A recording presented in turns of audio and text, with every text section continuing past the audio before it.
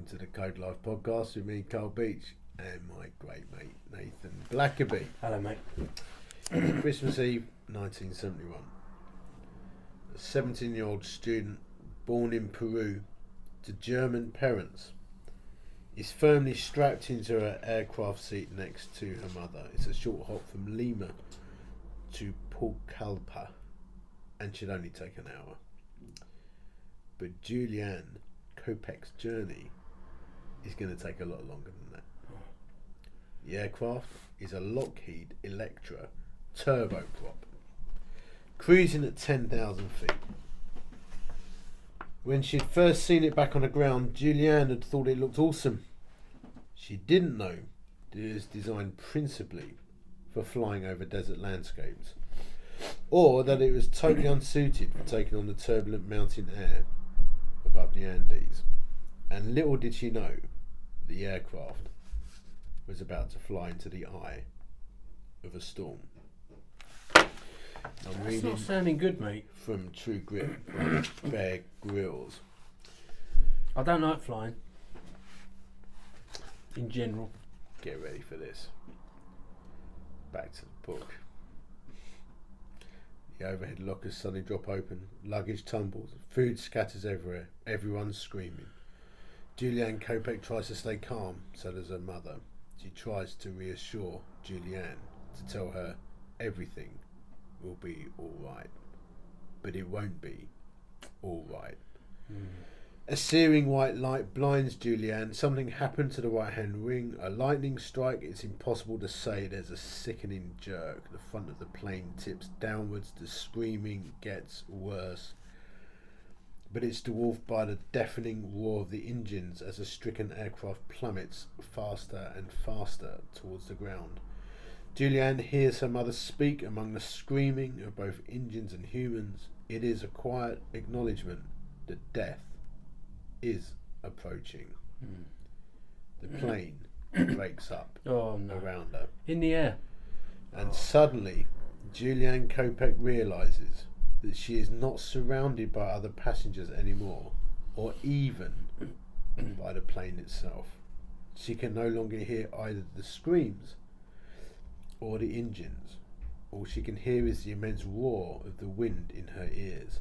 She is still strapped into her seat, which has broken away from the body of the airliner. She is still 10,000 feet in the air. Oh, no. And she is falling back to earth fast. But amazingly, her epic story of survival is only just beginning. That's horrible. That's really horrible. Yeah. Can you imagine? No. Still fully conscious, awake, holding onto the chair, but falling. You're in your airline seat, falling through the air 2 miles up.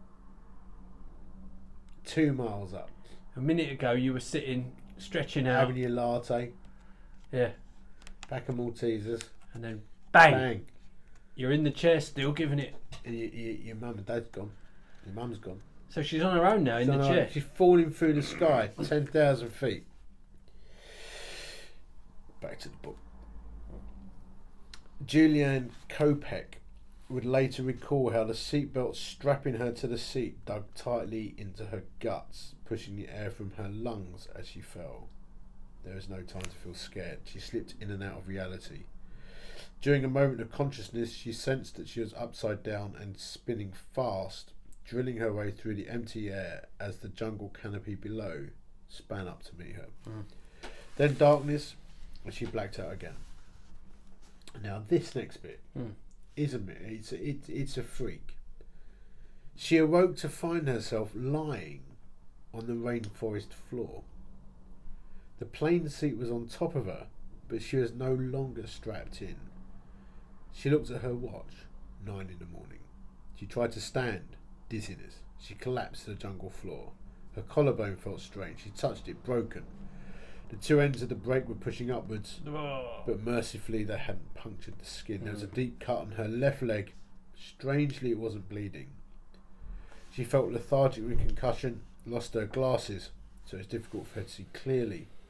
Only then did it strike her what had happened, and that now she was utterly alone. She called out to her mother, but nobody called back. The only sounds she could hear were those of the rainforest. She had survived the unsurvivable. Wow. Now she would have to survive in one of the most unforgiving environments on Earth. Dense, uninhabited, primary jungle. This is the beginning of an amazing survival story by essentially a young girl. But so she wakes up with the chairs on her, Yeah. and the first thing she does is checks her watch. Yeah. What's the time? Yeah. Weird. What did you do? I don't know. But she's almost evaluating. Did you go like, where's my Adidas? Where's my Reebok Classics? Yeah, where's my Rolex? Yeah. But then collarbone, and she's almost like Yeah. a few checks. What's happened? What Where state am am I in? Yeah. Where's But my how watch? did she land? How did she even survive a landing? Doesn't know. I think what happened was that the jungle canopy was so thick. Yeah. She's falling through at blistering speed. Yeah.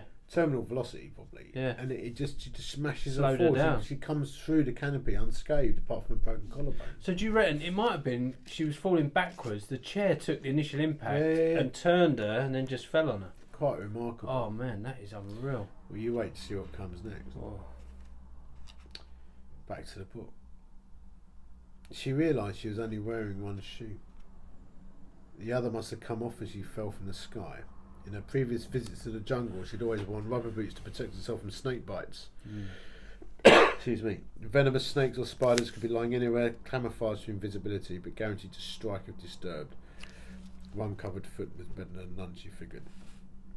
Thirst hit her, it says, but she saw that the broad green leaves were covered in moisture, so she sucked water off the leaves. It's a good bit of initiative. And then it says moving and navigating in the jungle is an art form, and the book says it's also bloody hard work, even all the right gear and footwear. Obviously she's injured. In her previous experiences she'd used a machete, but now she had nothing. She tried to examine her surroundings carefully and remembered an especially imposing tree, a fixed landmark to help her orientate herself.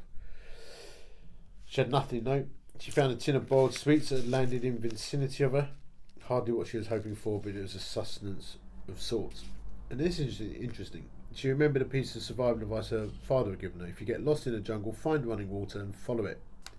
Yeah. Useful tip for all you fellas out there: if you ever find yourself lost in the jungle, if you're lost in the jungle, find running water and follow it. It doesn't matter how feeble it is, chances are it will meet another tributary and become a stream.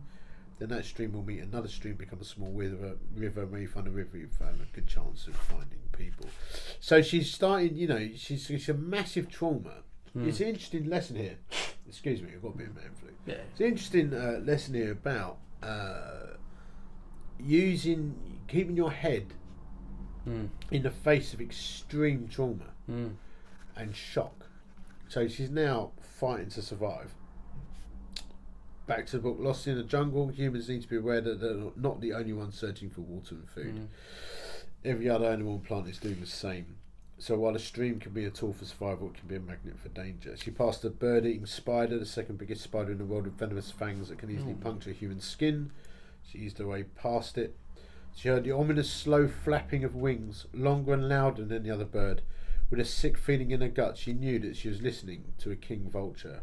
She knew exactly what the king vulture fed on: carrion, rotting flesh. She turned a bend in the river, and there she saw it, a row of 3 seats from her aircraft, and strapped into the 3 seats were 2 men and 1 woman. They were upside down, their heads stuck into the floor of the jungle, their legs were broken, pointing awkwardly up into the air, and then she saw the vultures, perched in the trees, watching and waiting. The flesh was still too fresh for their liking, but they would soon descend and rip the rotting meat for the corpses. She looked around to see if there were any more bodies. Nothing, just a few scraps of metal littering the jungle floor, and so she hurried on her way, leaving the dead and the beady eyes of the hungry vultures. She wasn't carrion. Not yet. Anyway. So it goes on that she, through her broken bones, she's got a thin cotton dress on. It's wet, cold at times. She's avoiding spiders and snakes. and she's getting cut to pieces, going through the thick brush. No sign of human habitation. And then it goes on to say this. I mean, she has to go through like sinking sand, and all that kind of stuff. I mean, but is this how old is she? I can't remember it saying. Young girl. Like in her 20s. 17. 17. So, get this. Julianne had a cut on the back of her right arm. It was difficult to see but uncomfortable, so she twisted her arm round to take a better look. Maggots. Oh no. Flies had laid their eggs in the open wound. The eggs had now hatched, and the larvae were a good centimetre long. The gash was infested as they fed off the rotten skin. She knew these parasites would not harm their host. Indeed, maggots can help keep a wound clean because they only feed on dead tissue. But while the wound was open, it would become infected, and an infected open wound in the jungle would kill her very fast. There was little she could do.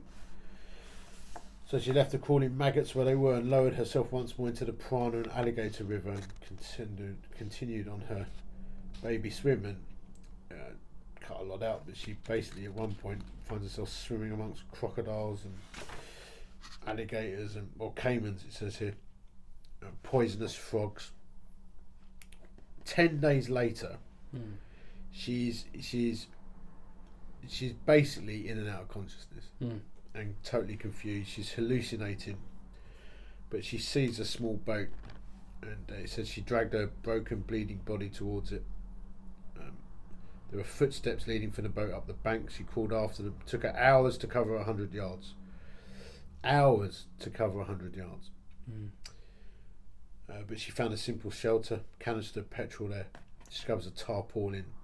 She slept under the tarpaulin that night, and the following day was found by 3 men. She explained that she had fallen from the skies and survived for 10 days in the jungle. They stared at her in amazement, not knowing how any human could have survived such an ordeal. They also stared at her in horror. It was not her bleeding back that horrified them most, nor the maggot-infested wound, nor the broken skin blistered with angry, suppurating insect bites. It was her eyes. The blood vessels had burst all across her eyeballs from her extreme fall at terminal velocity. They were oozing blood, sockets of weeping red. Julianne Kopek had fallen 2 miles from the sky and survived, it says here, through sheer good luck. But after that, luck had very little to do with it. She survived a horrific ordeal of the next 10 days by using the very little knowledge she had to good effect. It's an interesting thing we could talk about in a moment. Excuse me. Despite the terrifying situation she found herself in, she stayed calm and she adapted her mindset to survive the jungle terrain around her. She trusted her instinct, refused to give in, despite the often hopeless outlook of her situation.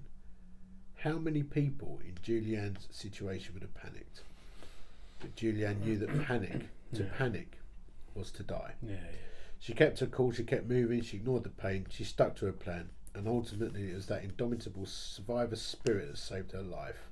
Now there's a girl with some real grit. This was true one. A précis of one chapter of True Grit by Bear Grylls. He calls it the epic true stories of heroism and survival that have shaped my life. So, some questions. Was she the only survivor? It would appear so. I wonder if there's more info online, but very interesting. Well, what an astonishing story. Julianne Kopek. Yeah, man, that's amazing. Nothing more about her family or anything like that. Or it's really the story. This book doesn't go into depth about the individuals, more what they did or how they survived.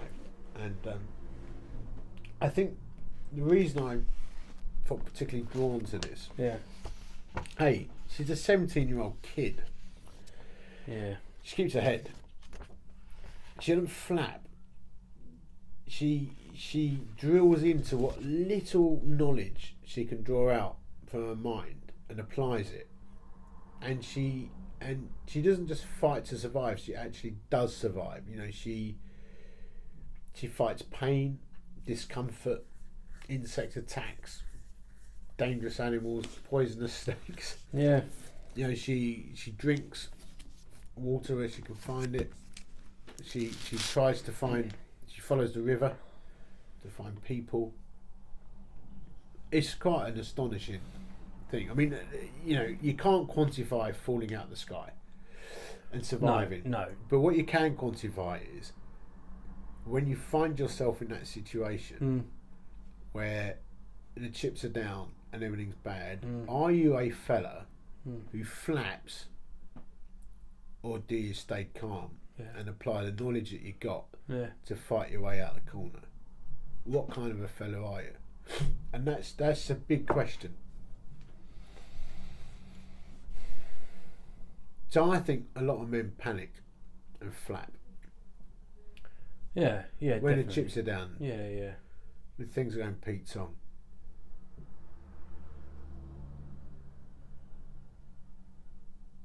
Yeah, I think it's trying to work out in my head the situations we get into that require us to have that steely reserve, that true grit. You know what I mean? Yeah. I think for a lot of blokes, they almost long for a situation where they're tested and pushed.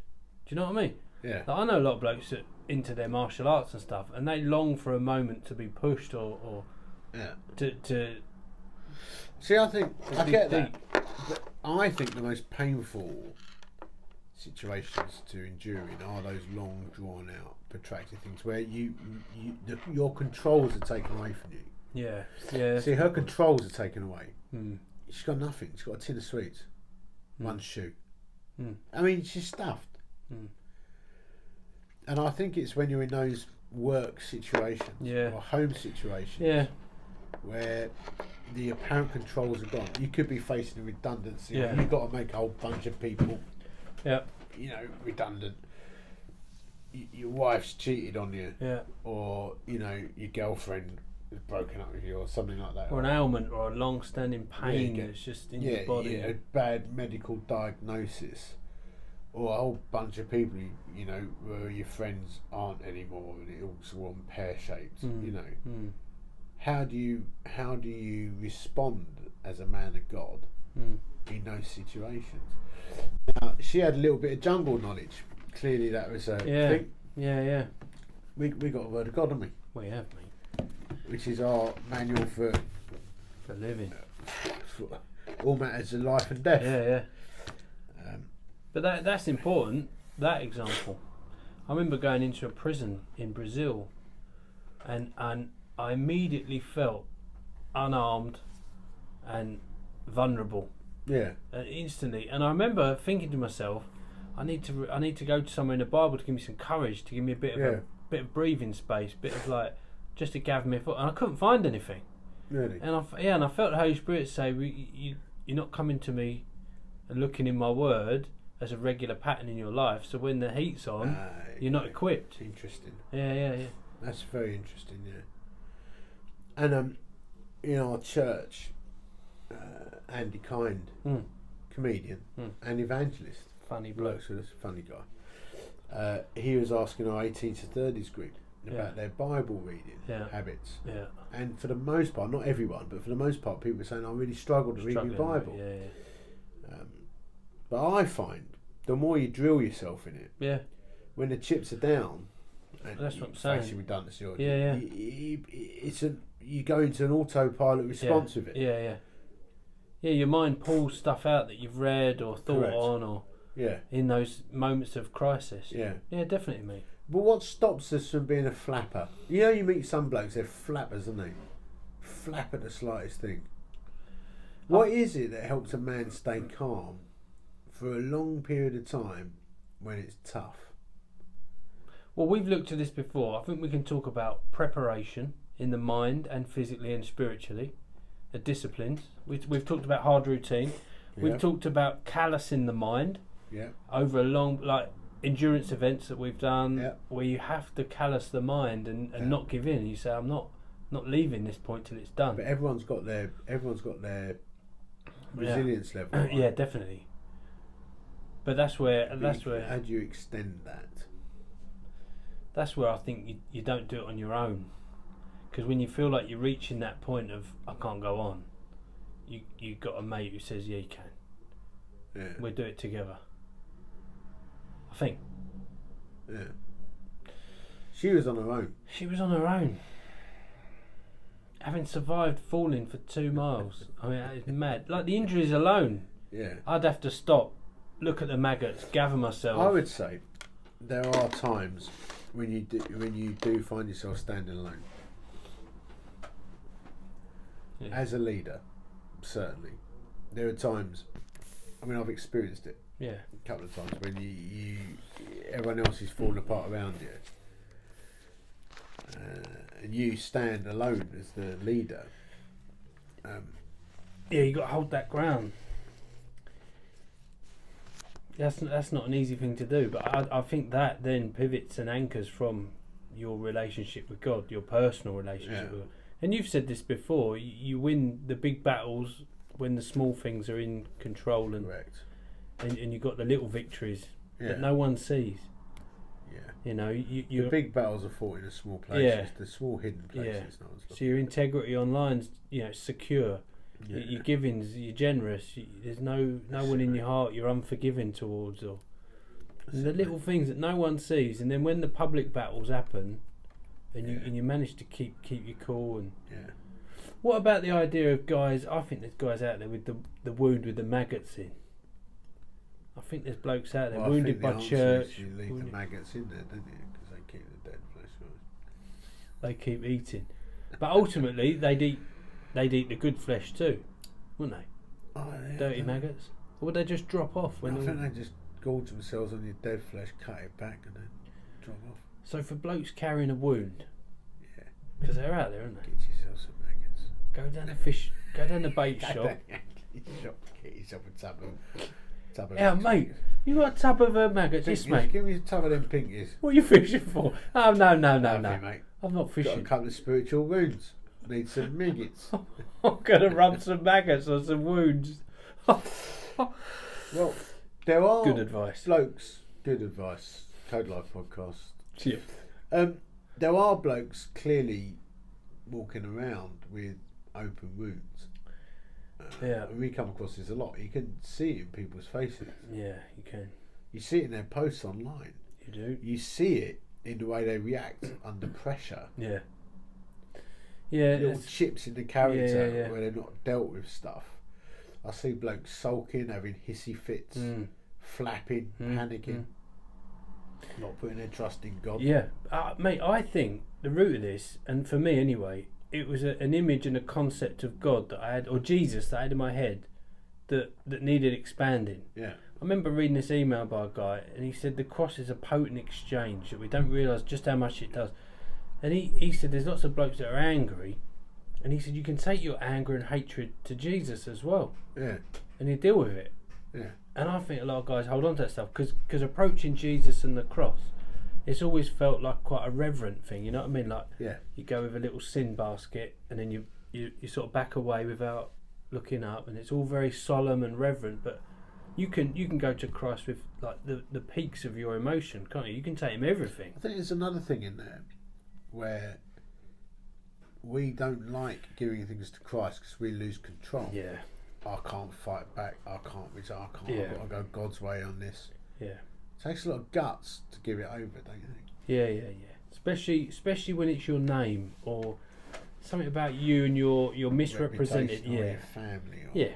And you think I need to speak out and defend myself, Yeah. or I feel emasculated here, and I need to. But You to give surrender it that, to the Lord, isn't it? to give that to the Lord is massive. Vengeance is mine, I will repay, says the Lord. On the contrary, if your enemy is hungry, feed him. Yeah. It's Romans 12 again. Huh? Yeah, but this is It's a lot of character, though, mate. that's survival stuff. This is the equivalent of you falling out of a plane and landing in the jungle with your seat on top of you and your collarbone broken. Yeah. It's when your name, your reputation, or your family, or your work is being snatched from you. Yeah. That's rubber hits the road, proof of your faith stuff. Yeah. How deep has Jesus gone? Amazing, mate. And that girl, she could have curled up in that seat and gone, I'm died. staying here. I'm dying. I can't do anything. I've lost my mum. Yeah. I'm hurt. I'm wounded. Just lie and die. I'm just gonna lie here and die. Yeah, and I think blokes, we do when we get wounded, it does hurt. You can't take that away. Yeah. But we can also sulk. Yeah, And I would say man up. Define that term, my friend. Define it, because you know people are going to be like, you can't say man up. I just did. I know you did. And I know what you meant by it. Well, you can... Well, let's put it this way. No. You can stay sulking on your sofa. Yeah. Having a little pity party. Yeah. Pity party for one. Yeah. You can bump your gums, Yeah. moaning about people who've hurt you. Yeah. Suppress it, self-medicate. That's what Yeah. blokes do, isn't it? Open another beer. Yeah. You know, don't go to church anymore, sack that off. Yeah. We can man up and go God's way, which is to find your inner strength that comes from the presence of the Holy Spirit in your life. You forgive your enemies, love those who persecute you. Don't give up on that vision that was given to you by God just because the budget went wrong, or or someone complained. That can happen. Do you ever experience that? Not as much as your good self, but I've had a few. I've had a few. Well, if you're going to lead anything, Yeah. you're going to get complaints and you're going to get criticism. You Yep. do anything new and fresh, it's going to hurt. You have a choice. You can either stay on your sofa or you can be a meathead Christian. Yeah, get out there. Get out there, shake it off. And they're out there everywhere. Blokes in business, blokes everywhere. You know? Here's my theory. Go on. Jesus had the right to have a pity party, didn't he? Yeah, he was let down loads, wasn't he? If anyone had the right to have the ump, Yeah. you know, Jesus really, but he didn't. He went to the cross, endured the shame, the scorn, forgave the thieves on the cross, rose again. Job done. Amazing, mate. Yeah, and then we were having a little salt because the budget Didn't go work my out. way. Someone complained. Someone moaned at me. Yeah. It's funny. It's funny how corrosive it can be and toxic until you speak it out. Yeah. And I think that's So why you're the going to stay in friendships. the jungle with Yeah. a seat on your head, or are you going to get up? Yeah. Get out of that jungle. Get out of that jungle. Find the with path your out. one shoe. Follow the stream of living water. Follow Oh, this thing. see what I did God, there? yes. I'm telling you. It's liquid gold. This Holy is. Mate. Spirit's all over this, mate. Well, there's some important thoughts there, I think. And, time for you boys to chew over. There will be men out there who have got an aircraft seat on their heads. Yeah. They feel like they've fallen 2 miles. Feet are sticking out of the desert Trying to or get the out. woods. Yeah. What's happening in the world of CVM? Mate, loads is happening. We secured some funding actually to have a rewrite of the old founding fathers. Beauty. That's good news. So I want you involved in that more. I mean, you did write a chapter in here about parenting. Do you want me to do a little bit more? If you don't Now mind. I'm back in the game. What did you write? Being a dad to teenagers. Yeah, now I could do being an empty nester. Yeah, you could. Yeah. You could, mate. But yeah, we're gonna Dad to beef daughters, I've this got a up. great article on being a dad to daughters. Have you? Yes. Well, we'll have some of that then. Yeah, I've already got it written. Have you? Yeah, it's on my blog. Come on. And we want this to be more about the code, about fatherhood, code living. Tell What the does it mean boys to about be- the code. Mate, the code. Have I got a copy here? No. The code is our 12-point honour code. Yeah. In how we follow Jesus Christ Yeah. as men, and what it looks like, what the call is from Jesus. Yeah. So that's and we're basing a lot of CVM's vision and strategy I around was it. trying to think about that actually. I was Yeah. trying to think, how do I... You know, we did these little code cards with Yeah. the 12 codes on. Mine's upstairs. Yeah, Are we going to get more of them done? I think so. Yeah, I've got Because- mine in my wallet. I was thinking of, trying to be something that I see every morning before I crack on. So, Yeah. what are you thinking? Well, I like the cards, Hmm. but I don't know. Something more permanent. I think, I don't know, or even bookmarking the Bible. We need to find a way to keep the code visual in people's minds, because I think when I get out of bed in the morning, Hmm. you got your prayers, your readings, you use my old hymn books and that. Yeah. Just to have that as a daily meditation, like the monks of old. Yeah. They'd have their daily discipline. Yeah. Stillness. But they would probably recite Yeah. a Well, that's what we want to put in there. Well, I think, everyone will get up and say, Jesus is my catching brother. Yeah. Blah, blah, blah, blah. Something we I repeat. never give up 'cause he never gives up on me. Yeah. You read the 12 codes. Yeah. So you just go in your head, wouldn't it? Yeah, it would. I was talking to my brother yesterday. He said, He said, why don't you bring it out like something spiritual? Because we've all got the spiritual dynamic, and what else? Physical. He said to put in there like give us a bit of a routine. So like we get up, we have a stillness, or whenever we do it, but then we have a bit of a route like 10 press ups, a bit of this, bit of that. I think reading the 12 codes has got to be in there somewhere. Oh yeah, definitely. Focuses your mind, doesn't it? Yeah. Well, maybe people could let us know what their suggestions are. Yeah. What else is kicking off? So we've got the gathering, mate. 21st to the 23rd of June. It's going to be big. It's going to be big. How many have we got now? 2,200 on site. Right, and this is the 15th of April, so we're gonna. So we pre-recorded this. Yeah. So this is the biggest ever. Yeah. Oh yeah. Easy. And all the normal faces there. We've got loads of extra stuff happening. So it's going to be good, mate. Yeah. Yeah, I'm looking forward to it. It's going to be very good. Yeah. It's going to be sunny. We've checked it out, haven't we? Scorching. It's always sunny in the field near Swindon. I've never known a bad weather year. I haven't either. Oh, it rained that year, but that wasn't. No. Did we get rid of that footage? Yeah, it's all gone. Great. Yeah. Should we have a cup of tea, mate? Cup of tea. Thanks, Nathan. It's been a pleasure as ever.